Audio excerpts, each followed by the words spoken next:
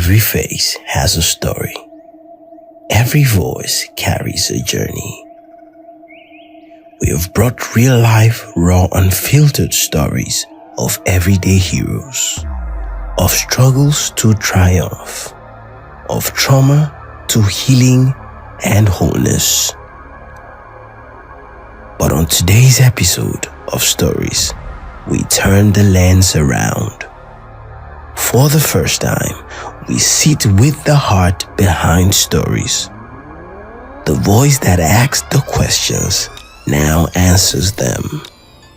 What inspired this journey? What happens behind the scenes? And why the stories matter so deeply? This is more than an episode. It's the story behind stories. I want to ask, what does it feel like sitting here today being interviewed?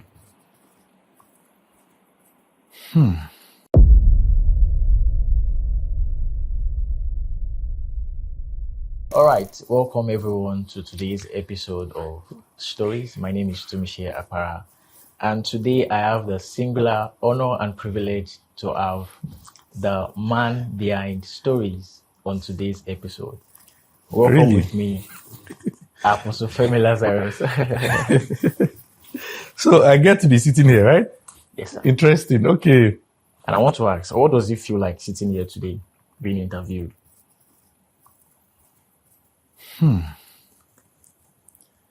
I think for me, it's the weight of responsibility. This just needed to be done. So yeah, that's it.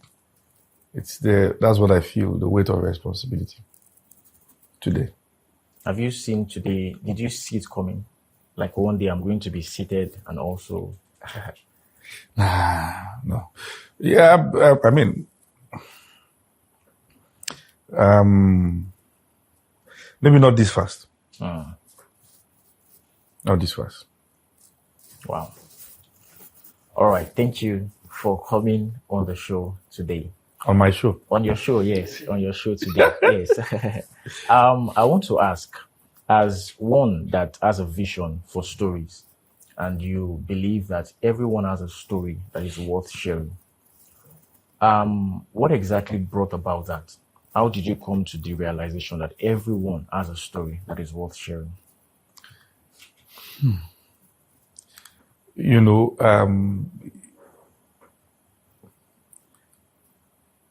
if you, I will say that one of the most underrated desire of people's heart is the desire to tell their story in their lifetime by themselves. So, as one who has journeyed with many people towards healing, it has occurred to me again and again that people being able to tell their story is part of the requirement for them to be totally healed.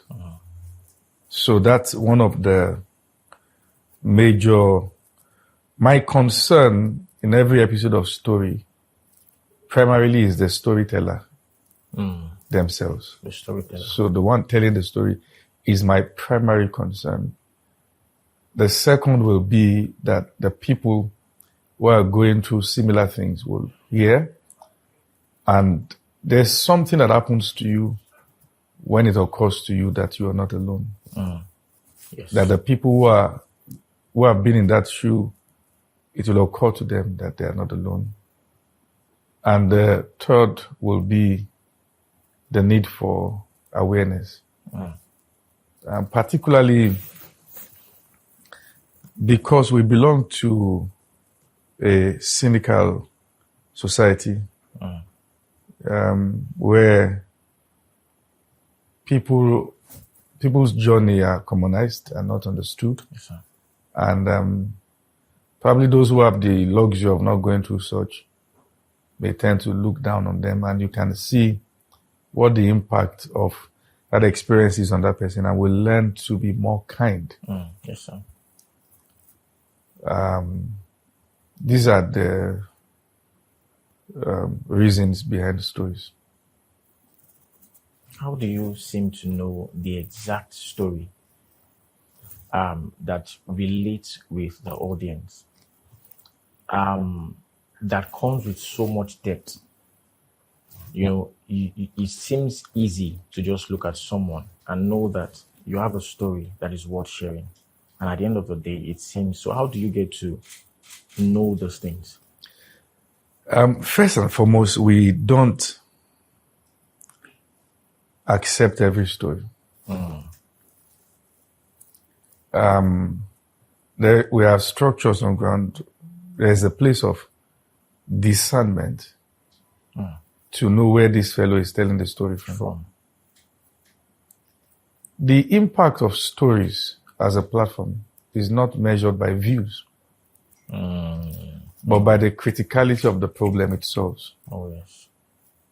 And I've seen that some of the most critical stories don't attract everyone, but they attract those that are concerned. Yes.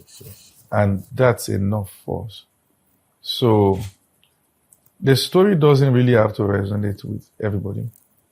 If there is at least one person there whose life has never been touched and will be touched by that, that's more than enough satisfaction. So, yeah. Wow.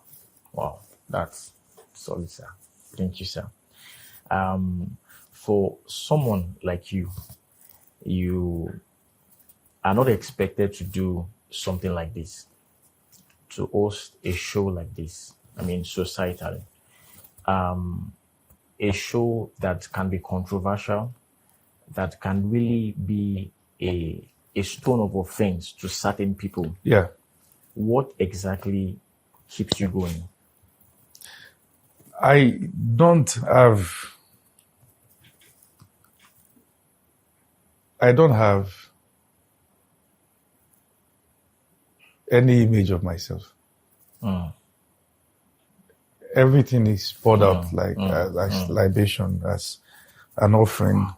So if it is to go out, whatever it will take to help the last person there. You see, let me tell you this. I know what it is to go through a situation or a journey in life that sermons in church are not capturing. Because the people preaching may not even know that such exists. And it has occurred to me again and again that there are people in our churches, including our church, that the context of the sermon may not have them in perspective.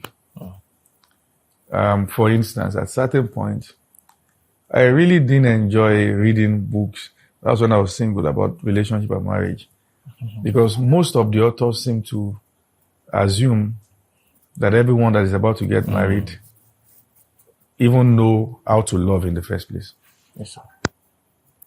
So, and that's why I wrote the book Dysfunctionality, to cater for the percentage of people that we may not know exist. And they are right there in our auditorium. In recent times, I've been clamoring for single mothers, single fathers, widows, widowers, those who are married to abusive partners and are hanging at the door. What's the way forward for them? What does the Bible say to them? Those who have to leave because they are married to partners that are abusing them or abusing their purpose. We seem to find a way to shy away from these things in a very professional and spiritual manner. And so I think what people don't know about me is that, foundationally, Yes. I am not one who wants to make sense to you.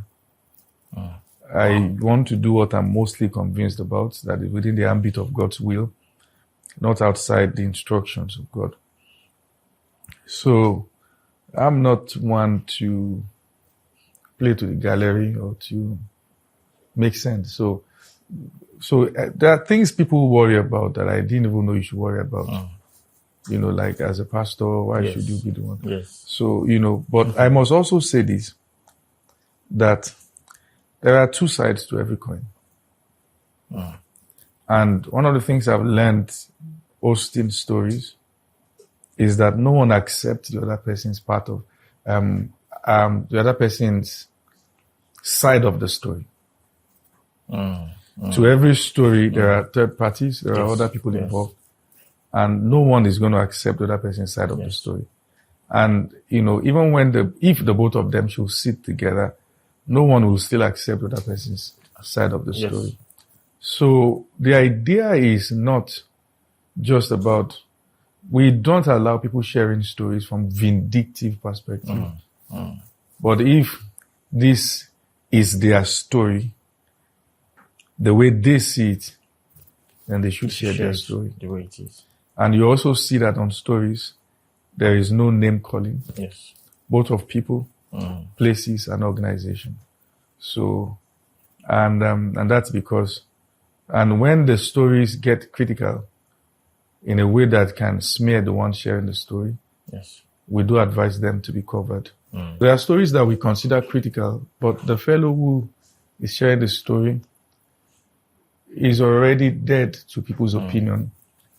And I think many people don't know that when every story that the people are unveiled, they want it so. They agree, they give consent. Yes, they not even giving consent. They want to look at people dead in the eye and tell their stories. I remember there was one of those stories by an amazing woman of God that I respect so much, Mrs. Nyako. Yes. Very, very touching story. I remember. And, we sat down to discuss, do you want to cover, this, I mean, this is deep. And she was like, no, I want to sit there and tell my story. And the most times, you see, the platform in itself is a miracle because the people that walk in always are not the people walking out. Yes. Where the moment they are able to tell that story, you see how light they feel and how fulfilled they feel. Oh yes, there are reactions. People see with different lenses. And there are times that probably those who are a part of their story reach out, and we just say, see, this is this person's story.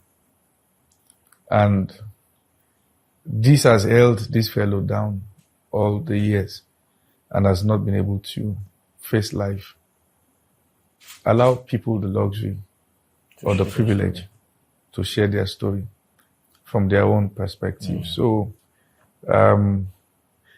it can be critical and sometimes can be disturbing. So permit me to just leave it there. Yeah, have you been threatened before? Because of stories? Yes, because of stories. Someone came to your platform to share this and you allowed. Yes, we've had cases of stories where a third party or someone who felt the story the fellow has shared isn't true went to get a son. Wow. But what people don't know is that there is a legal aspect of stories that everyone who comes on the platform must sign certain documents. One that indicates that they are not going to be sharing stories under duress. Number two is the fact that they are responsible for the outcome. But it is my duty as the host of the program to protect them. So there are times that people try to come after my guests and we stand as a platform to make sure every time that has happened, we protected the guest and make sure that no one, whether through comments or slurs or jabs, are able to try to pull them down. We don't allow that. Wow. So talking about the comments now, there are people that sometimes feel that people come on stories to tell lies. How do you ensure that we verify the stories before they come on board?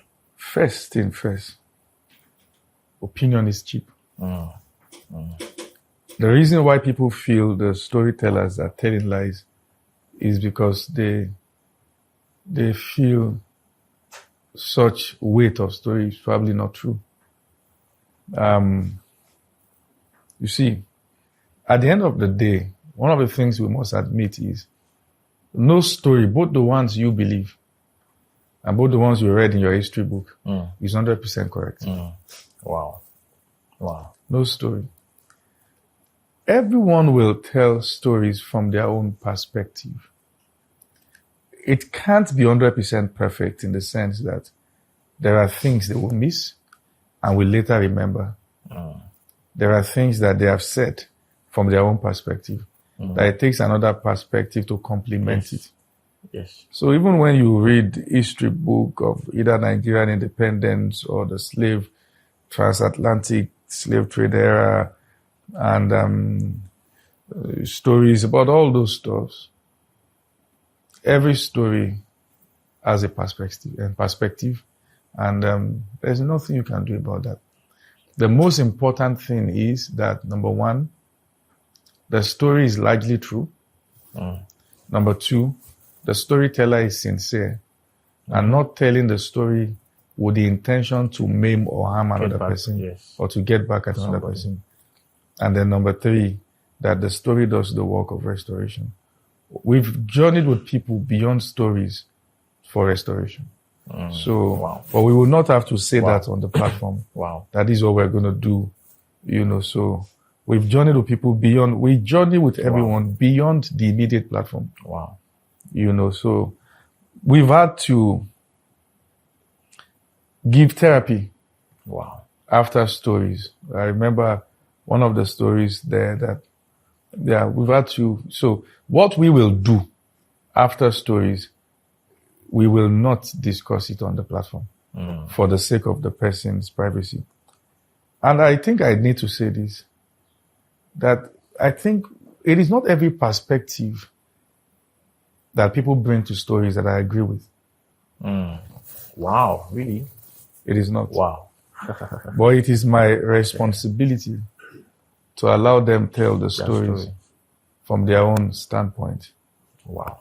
So there are times that, I remember there was a particular one where someone was talking about use of smoking or drinking and stuff. Man, I don't agree. But how do we then balance that and all that?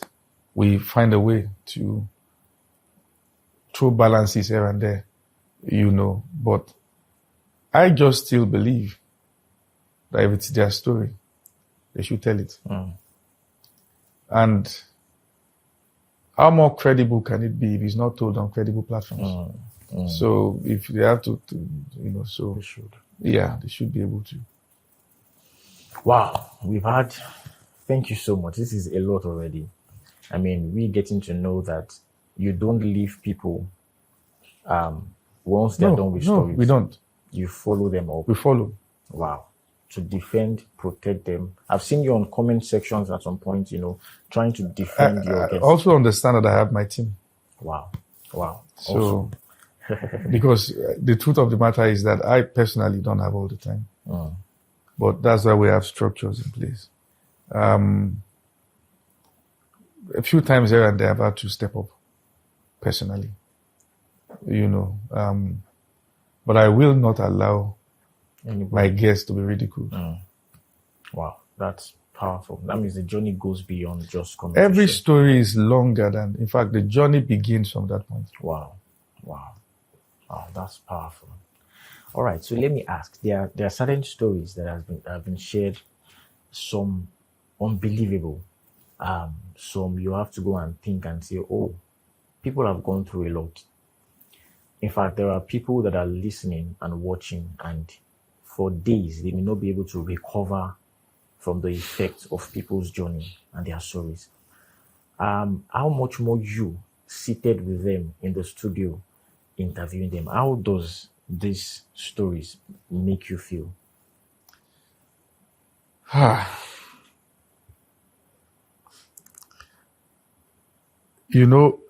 At some point,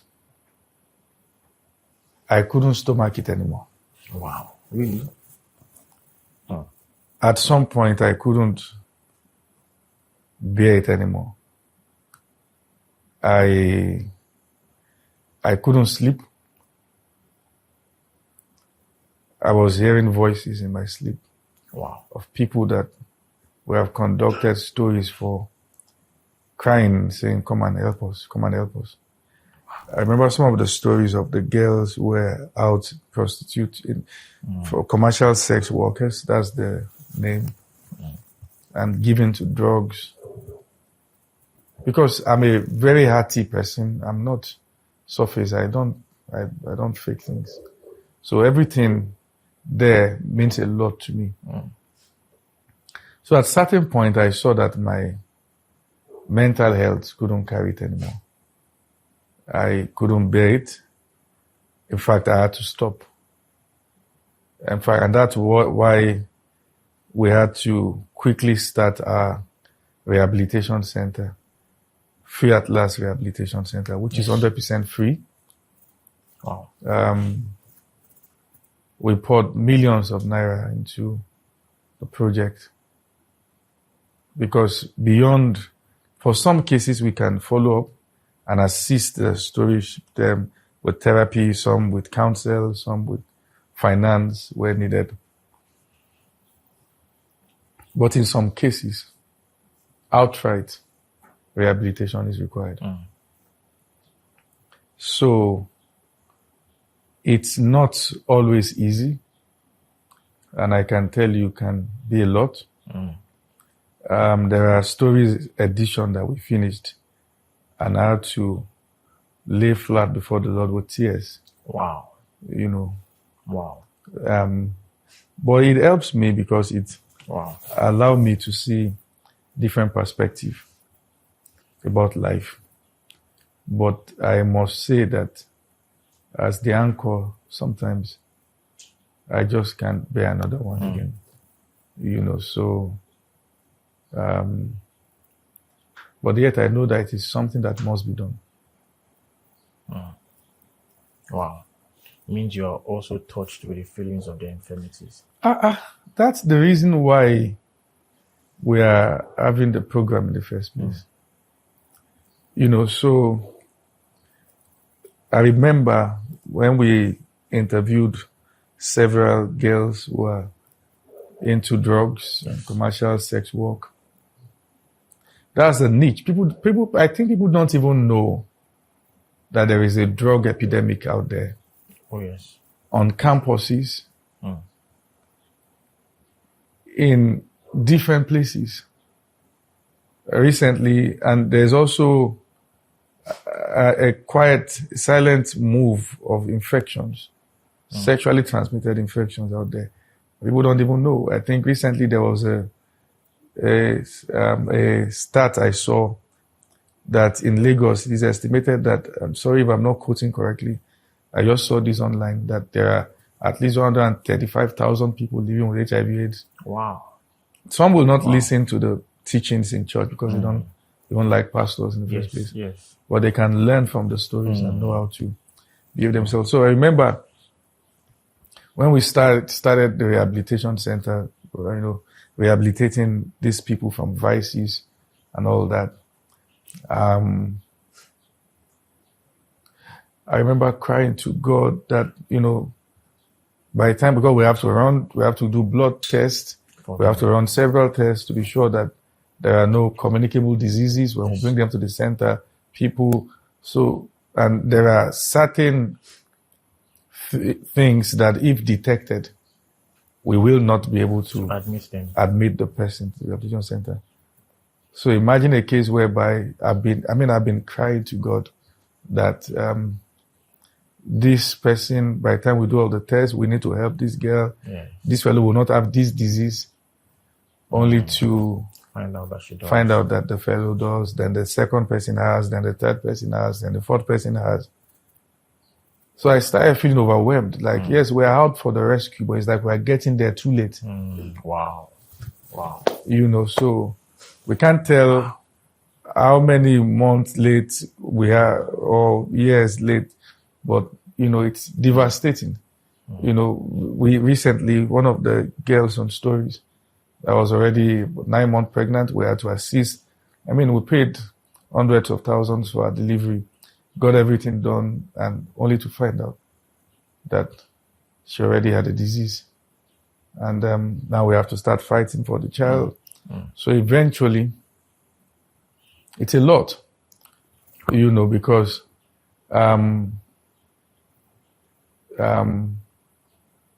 while I'm graced for this, there's the work part, there's the work part. I remember years back, I took interest in a boy that I wanted to adopt or put in an orphanage home if the mom agreed. The mom was a commercial sex worker. Someone introduced that to me. My mom, in fact, introduced the mother and the child, that this girl will kill this boy because while she goes out to do all those stuff, the boy was about 3-4, was busy moving on the street with people. Some of them will give the boy leftover food and give the boy cigarettes at that age. And said, she went for evangelism, then saw that. And then, so I said, hey, I'm ready to take this boy up. We can even put him in an orphanage home, but I'll be responsible for his care and all that. Only for people to convince the mother that if you let them take your boy, they are trying to take the boy for ritualistic purpose. And so they ganged up and they were waiting for me to come so they could mob me. And eventually when I heard that this was what was going on behind the scene, I just respected myself and didn't go there again. But few weeks after that, the mother of the boy died. She went to sleep with an allergy who used that for ritual, and she died. And no one even knew who took the boy. So there is a community out there that are not exposed to our own kind of life. They need help. And there's a system, a web system. For instance, now, all right, while we were trying to interview bulk of the girls who are commercial sex workers and given to drugs, so we found out that this is actually not just about commercial sex work, and this is not about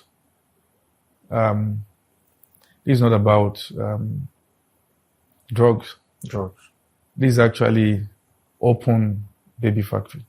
Oh, yes. Wow. In the sense that someone is pushing out the drugs, which they use the money in the commercial sex works to take, to the end that they're on the street. They get pregnant. Some of them sell their babies for 500,000. Get back to drugs. So it's like rearing them. And at that point, you see that it's so deep. It's a very deep well. The cycle is a deep one. And so what do you do? So we still, I think the version of Christianity many people are exposed to is when we sit down within the comfort of the walls of our churches and expect that only those who are there are those who need saving, those who need to be touched.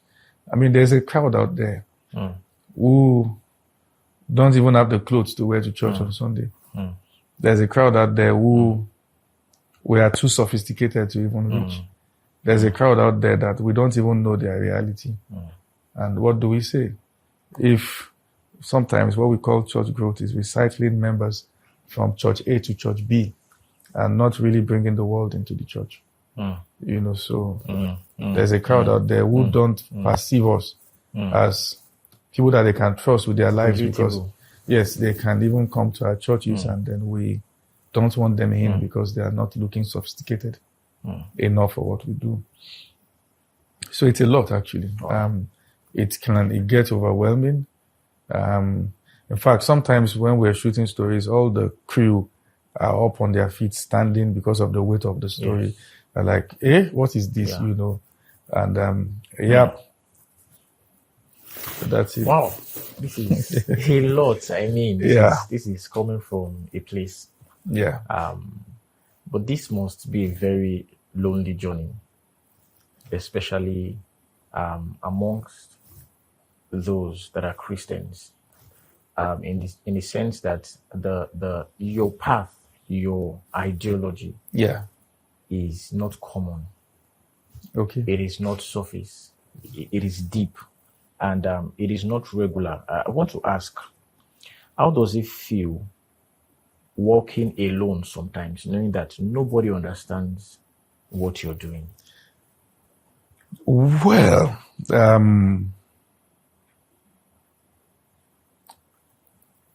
again, weight of responsibility.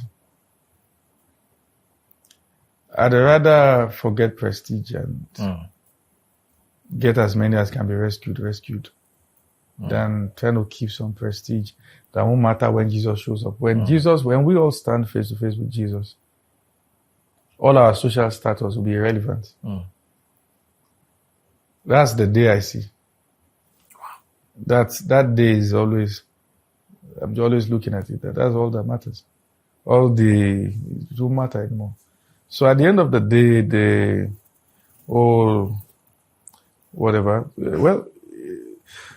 truth of the matter is that one of the things God helped me to do early is to outgrow validation or the need for it. So I'm not waiting for anyone to wink and to give a sign of relief that I'm okay with what you're doing. If it's right, if God wants it done, it should be done. Wow. So that's my belief. And if there's another perspective to it, is that there are many more. It's not just me. So who are doing their own, the platform may not be big and it might be big. Who are doing their stuff. So that's the consolation. Yes. And I recognize the weight of leadership over me, so on my head, so to be able to lead in certain ways and show that certain things are possible. My God. Yeah. All right, let me ask this question, because a lot of people out there, look out and look up to you.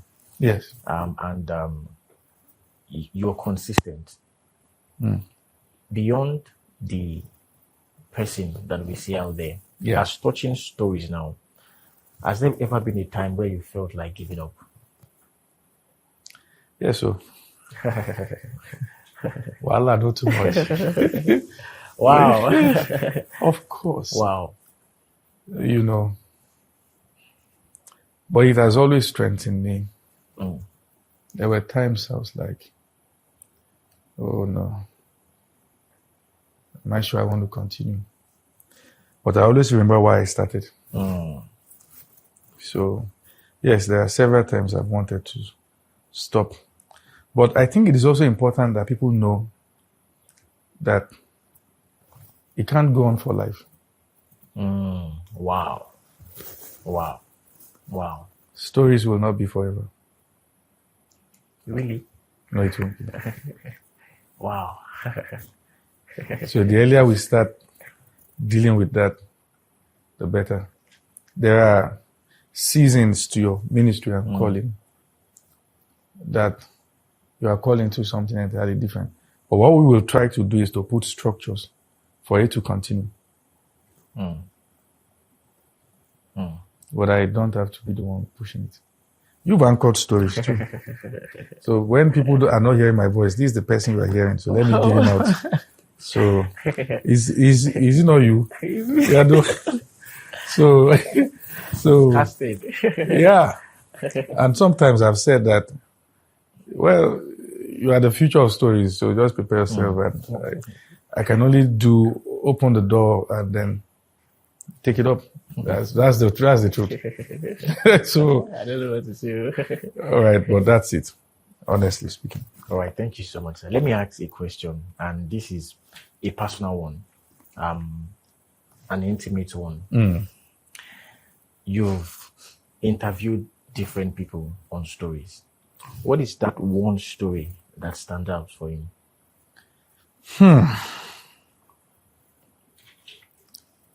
Every story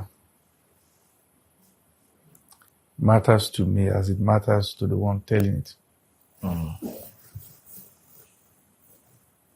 Every story. But there are stories that have kept me awake through the night. And just thinking and wondering. So, but every story matters to me as it matters to the one sharing it. People have broken down sharing stories. You can see how deep it is in their heart. And some who don't even cry is because they have spent their years crying. And there's no more tear to share. To share it again. So, but there are stories here and there that, boy, oh boy, they are critical ones.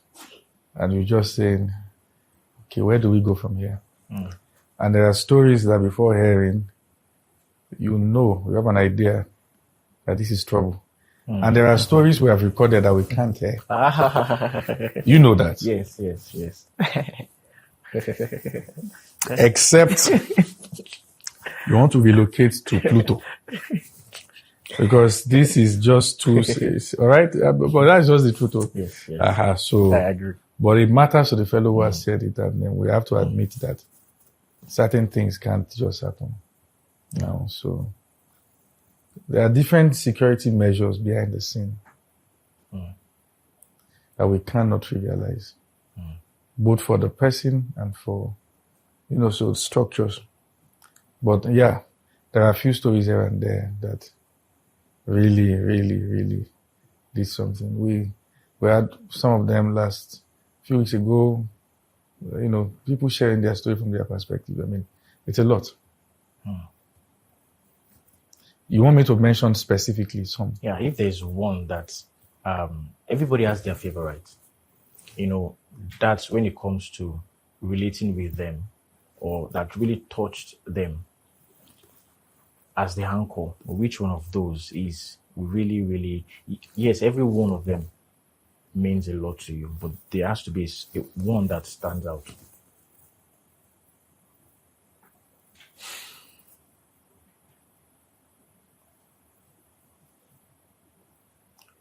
Am I supposed to answer this question? But permit me to mention two, because I'm trying to see how to place them. Kelvin's story. How he lost his wife. And that really touched me. And Dr. Chika. Wow. That said I would not die for anybody. That was a very deep story. That was strong. There were stories we shared that we had that I cried, not the person. Wow. Because I'm like, okay, this is my story. Wow. So now I don't want to mention those stories so that nobody say, so.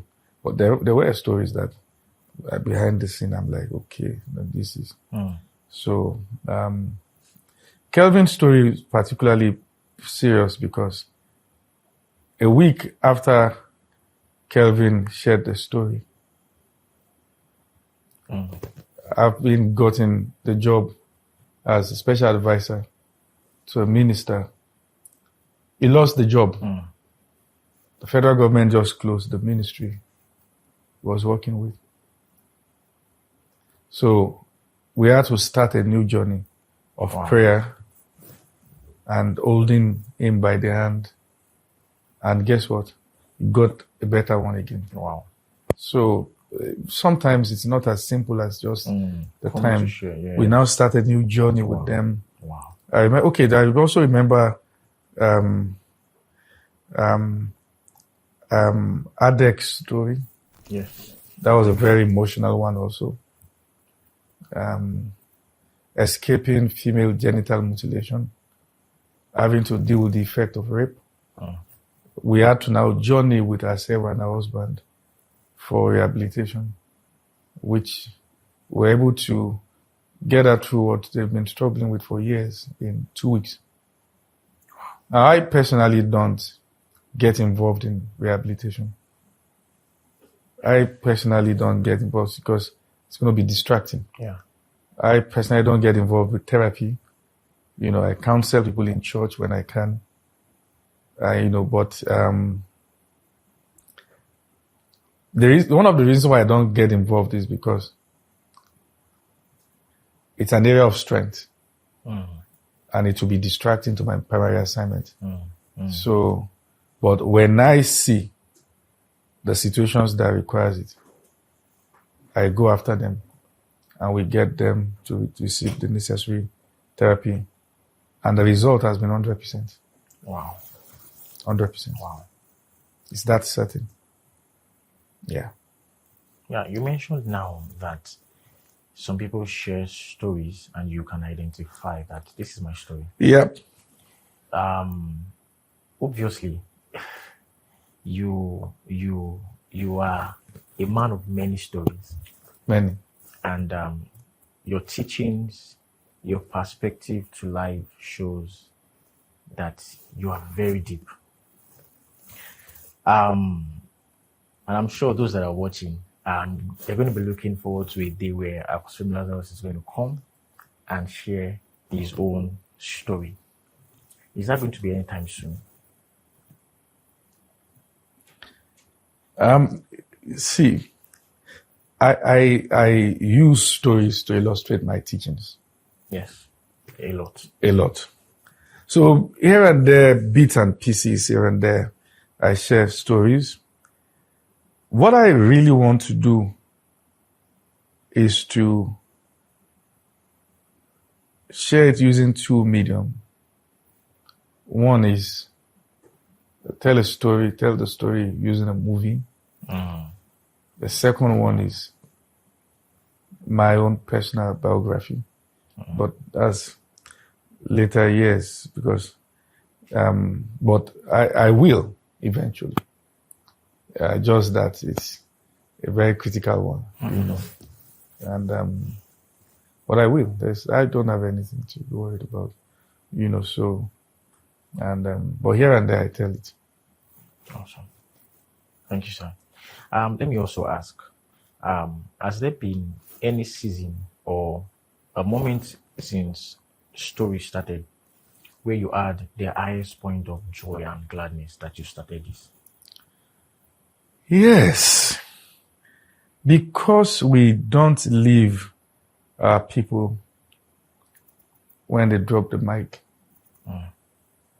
Joining with them personally, I will say that everyone that has stepped on story, okay, most of the people that have stepped on story, okay, everyone that stepped on story because we saw that we could help beyond just the story. So seeing them recover and make progress and become healed and awesome after the story brings me lots of joy. I have high points. Yeah. And those are the moments that, for instance, there's a story by Miss Tina. Oh, that's one of my most touching story too. Wow. And that after that story, we're able to get people to, she never mentioned it. In fact, what happened that day was that we had wrapped up the story. I was talking with her and I said, okay, you can go. Then I came back to the studio and tell them there's something I want to add. So I came to record that part personally. Wow. That they should. I want us to sow to her life. Yes. And when I saw the way people respond and how she grew to be able to cater for her son, and because she's a very hardworking woman, Yes. it blessed my heart. I felt so glad that we could do that for her. I have high points, seeing them make progress, recover, and there are a few times that people needed help, and we've been able to get people to meet them and help them. And that there was a girl too whose story we took. She was being threatened. Someone was threatening her that they'll kill her. She doesn't refund certain amount of money. We're able to put out an account for people to give. And then that debt, we're able to clear the debt in 2 days. Wow. You know, and that brought me so much joy also. Wow. Yeah. Wow. Wow. Thank you, sir. Thank you, sir. Let me also ask, there are people out there that have stories to share, but they don't think they are ready. They don't think their story is even worth sharing.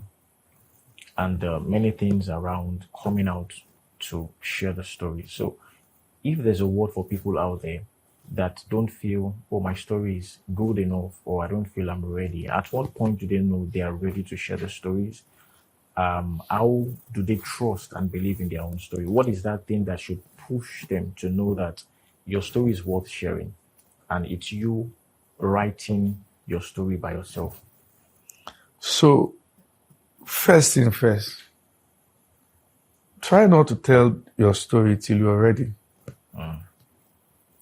How do you know that you're ready? When you are no longer telling that story from a vindictive standpoint. When you have received the measure of healing and the purpose for telling the story, the motive is now correct. And you just want people to learn, and those who are going through such to be able to learn from you. From it. And not that people now start throwing tantrums and go rogue, so that must be checked, before you know you're ready for the story.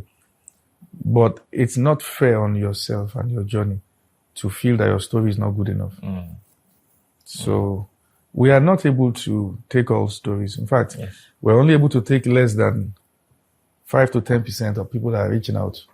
There's location constraint. We're trying to have a structure now where we can use technology to get people to tell their story from wherever they are. So now it's not limited to just those who are within certain geographical location. All right. But, we check, we look through, we introspect, we look at the overview of the story. Hey, what's this? And to be sure that this should go out. But again, it's their story. Yeah. Thank you, sir. All right. At this point, I want you to talk about the rehab. You mentioned that it is 100% free. Yes. I think I took note of that. I would want you to not just tell us the vision around it, but the feeling, the emotions around it, because some of us know that this was something that was going to happen. From your stories, anybody that listens to your teachings can tell that someday you're going to go this direction. Yep. So it tells that it's something that is from the heart, not something that you just woke up one day and decided to do. So it's been a long way coming. So tell us about this, both from that standpoint to how it is rare to see a rehab that is 100% free. Yeah, and so, but see, this is it.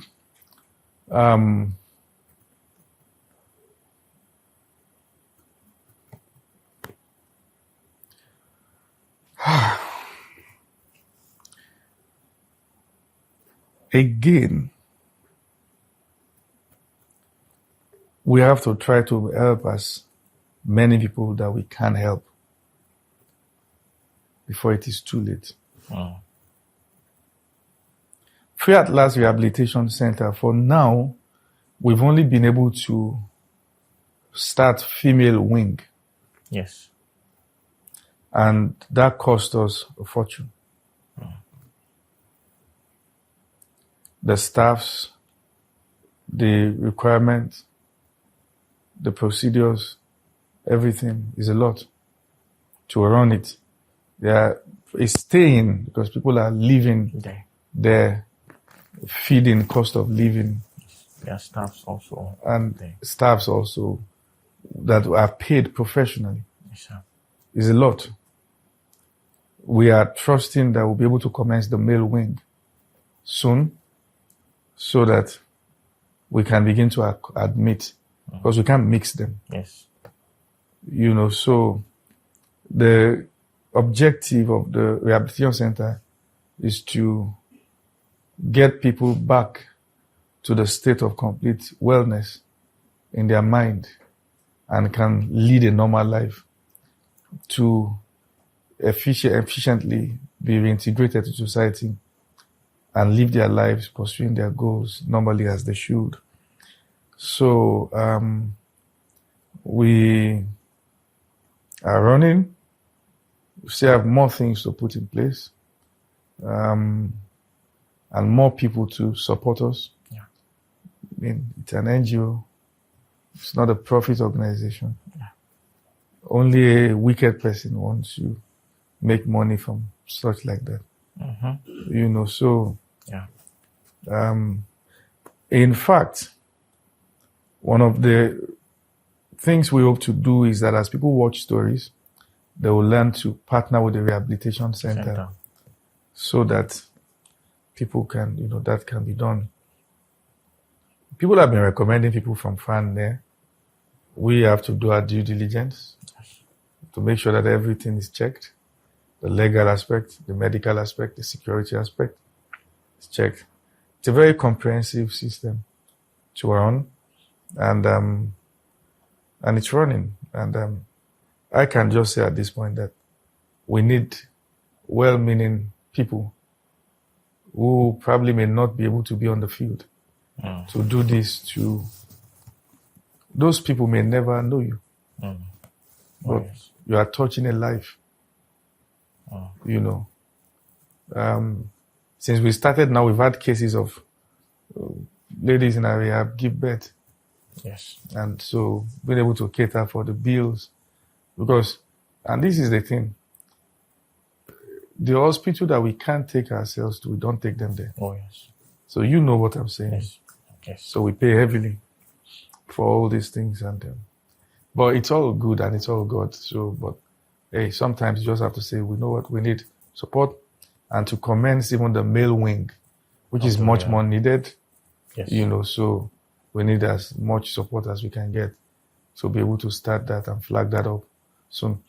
Right now we are in Abuja, but we look forward to commencing other centers in Lagos. Most of the rehabilitation centers in Lagos are overwhelmed. Yes. Even the ones that are paid are overwhelmed. It costs a lot to run a rehab. Oh, yes. Oh, yes. It costs a lot. Oh, it's yes. not just about... yes. It costs a lot to run a rehab. I mean, sometimes look at the cost of... Let's just leave it. So we want to be as strong as we can to be able to have centers in epicenters of these things. Lagos, Benin, Yes, Port Harcourt. Yeah. These are epicenters of... And I think when people talk about drug use and commercial sex workers, we underrate what's going on in the north. Oh, wow. There's a drug epidemic in the north. Let's not underrate that. Something really serious is going on. And sometimes we underrate it and we should know. We deal with the numbers. We have the stats. So something serious is going on there. Yeah. Wow. As you were speaking now, I remember when the naming ceremony of one of the girls in the rehab. Yes, and I saw the change from how they were when they got in and how they are now, the joy, the ecstasy, the gladness. Yes. It just shows that they just needed that. A family. Yes, a family. Yes. Some of them, it's been years they had that kind of environment. And I could see... We must never assume that if we were in their shoes, we'll make better choices. Wow. True. We must never assume that if we were in their shoes, we'll make better choices. Every human deserves a family of their own. There's one of the things I've learned is that when you are dealing with the crowd, don't get carried away, because one thing that makes the crowd is the limited information that they have.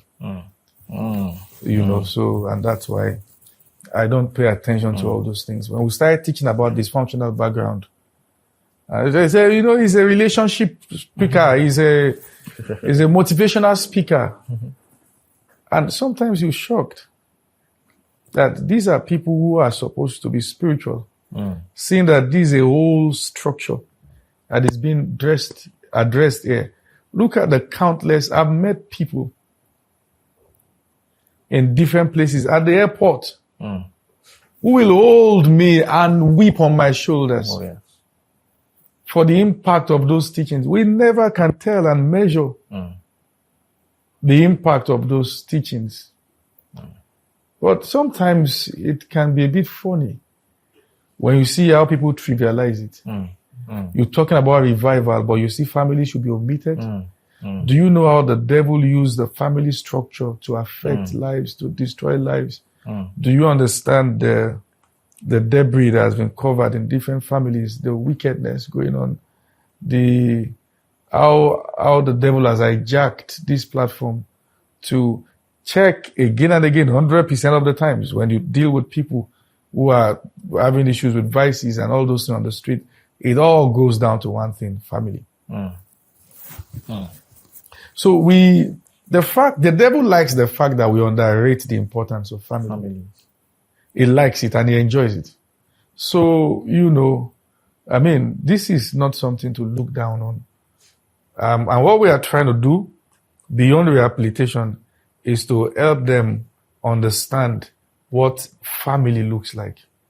So we don't deal with the people as subjects or patients or just a family, so what touches you touches us.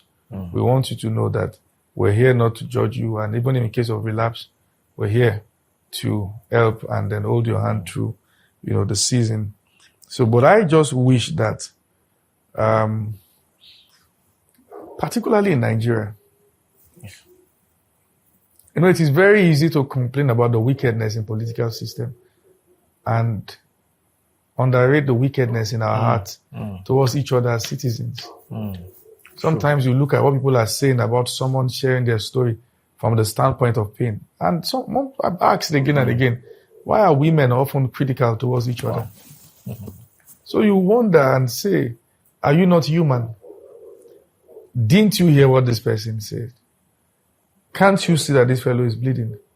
So you see that people are emotionally weak, emotionally numb. They are not touched. There is no empathy. Yes. They are bruised people who go about bruising others. Very sharp mouths to judge, to curse, to criticize people and their journey. And it's easy to do all those things, but many of the people doing those things will have made worse decisions, choices, than if they were in the shoes of these people. Yes. So never assume that you could not have gone into commercial sex work if you have been exposed to what some of these girls have been exposed to. And that's not a way to justify what they're doing. We're just saying, hold on a minute. If you don't know what the shoe feels like, you can't complain that it's not tight. All right? You can't cry more than the bereaved.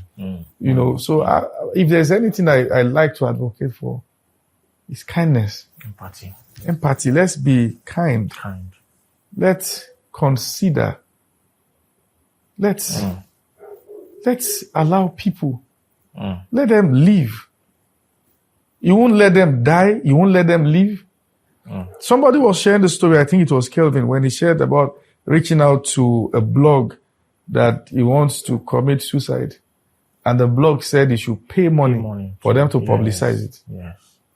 Yes. And these are same blogs that are quick to carry stories of people, to drag them, to do all those things and insult. I'm not saying the government is 100% better, but I'm saying what we get is a reflection of the quality of people that we are. So for me, it's concerning. I have so much burden for Nigeria as a country and for Africa as a continent and for the world at large. But, I'm troubled when I look at the kind of people that we are, the mindset that we have, the way we think, the way we see, the way we judge people, the way we criticize, the way we are quick to dismiss their feelings and what they're going through like it is nothing. It's bad. It's bad.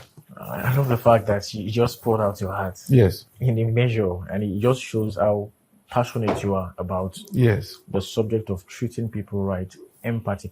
Someone said something on the day where we opened the rehab, and she said she feels like coming to live here. It meant something to me that because we are going to be putting these girls through rehabilitation does not mean that they have to have the worst. It looks like a VIP rehab. Yes. Exquisite. Yes. More like luxury. The furnitures and everything. Yes. Fantastic.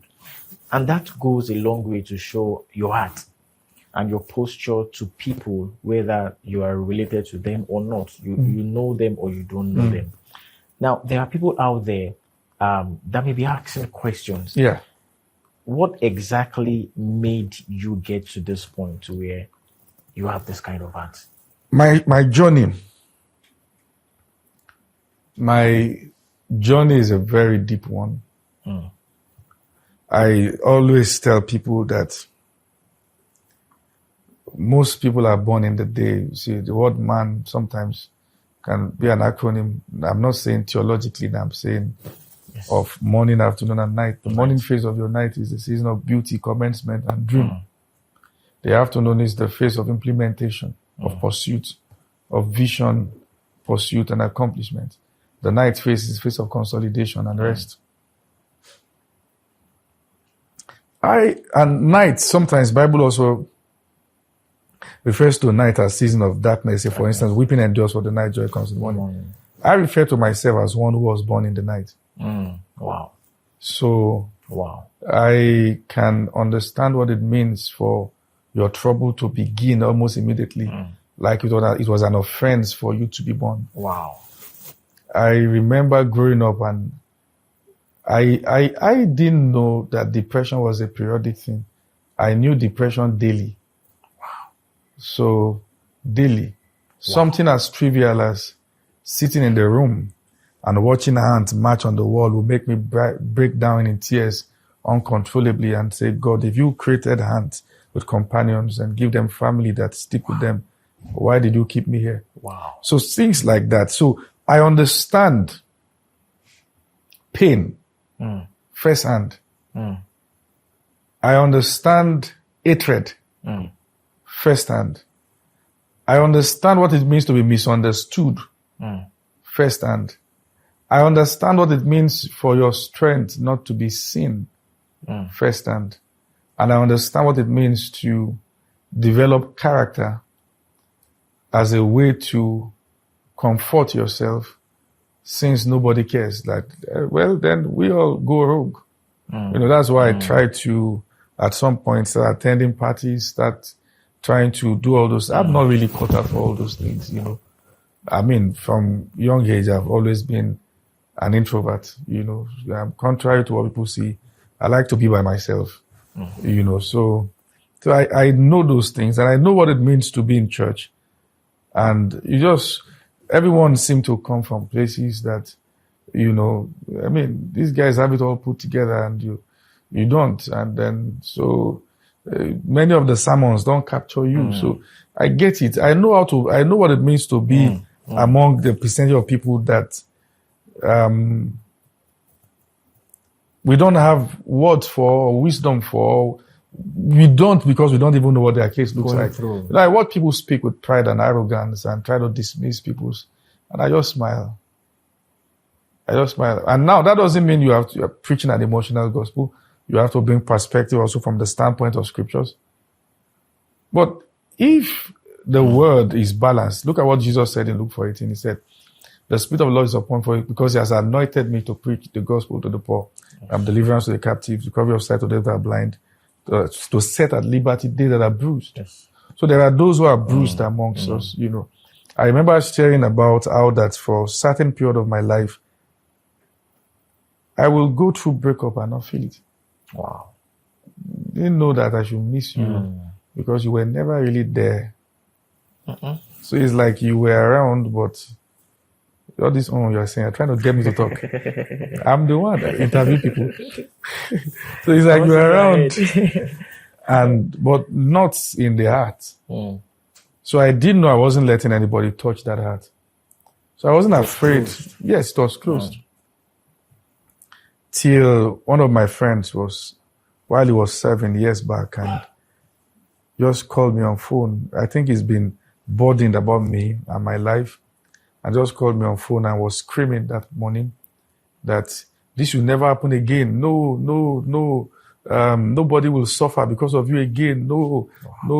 And I began to mention somebody and said, that girl is not that person. That girl is not that person. And then it occurred to me that the reason why I could not connect with the sister is not because she's bad. It was because she had physical semblance with someone that has hurt me so much. So you were seeing that person. And every time she talked, I was seeing that person. Wow. When we go out to eat out and gist, sometimes I'll be shivering because it's like I was talking to the person. So, and that had to go. But that was the first time I was seeing that someone spoke and it touched the target. Like, this must have only been God who revealed this to this guy. So Wow. so that's for me, having a very unique journey has given me the sense of awareness that there are many more people that we may not even know exist. And like I said when we started, what is the message that we have for single mothers? What is the message that we have for widows and widowers? What is the message that we have for women going through abuse? And we keep telling them to stay, and then they die, then we bury them, and then cry. What's the message that we have for orphans? Who stand as the father and the mother of an orphan when the child is getting married? Who stand as the family? Who comes to represent the girl when she gives birth? Who comes to stand in for the boy? Who gives this boy over in marriage? Some don't have family they can point at. Who does all those things? What kind of church are we running that doesn't factor in this? We can't do everything, but at least some measure of empathy. So I'm concerned because, let me say this. The vision God showed to me while he was talking to me about my call to ministry. Let me share the vision with you. I saw a small bird flying in the sky. And an hawk sighted the small bird and pursued the small bird. And while the small bird was trying to navigate and fly in the sky, the small bird saw the mother just beside shore of a sea, at the seashore, sorry. Yes, sir. And the small bird landed with sense of confidence beside the mother. And the hawk landed beside them too, but kept distance because the mother was bigger. Wow. And the small bird kept eating the mother with the feather. Then as I looked closely in that vision, it occurred to me that the mother was blind. The mother couldn't see. When the hawk saw that the mother was blind, the hawk confidently walked towards the small bird in the presence of the mother. In that vision, it was like the hawk fixed the wings, the neck of the small bird, and broke it. Wow. And it was so real that the small bird was bleeding, and right there in the presence of the mother, the hawk started feeding on the small bird. And the mother could not see. And God said, the hawk you saw represent the devil. The small bird represent my children. The mother represent the church. So I know that there are people who are being feasted upon right there, but we can't see because we don't have space for their kind in our hearts. And this is not a way to cast aspersion on the church. I'm just saying that let's give room for diversity of callings, for us to be able to see from other perspectives. We should come down from our high mountains and get our hands dirty and work. If ministry is work, why do I want to keep my prestige when souls are perishing? Wow. Doesn't make sense. It can't make sense. And I'm not going to try to look like anybody. Wow. If you've seen the end, you will walk only for the end. You will not be carried away. Ministry is not in glamour, it's in labor. Yes, sir.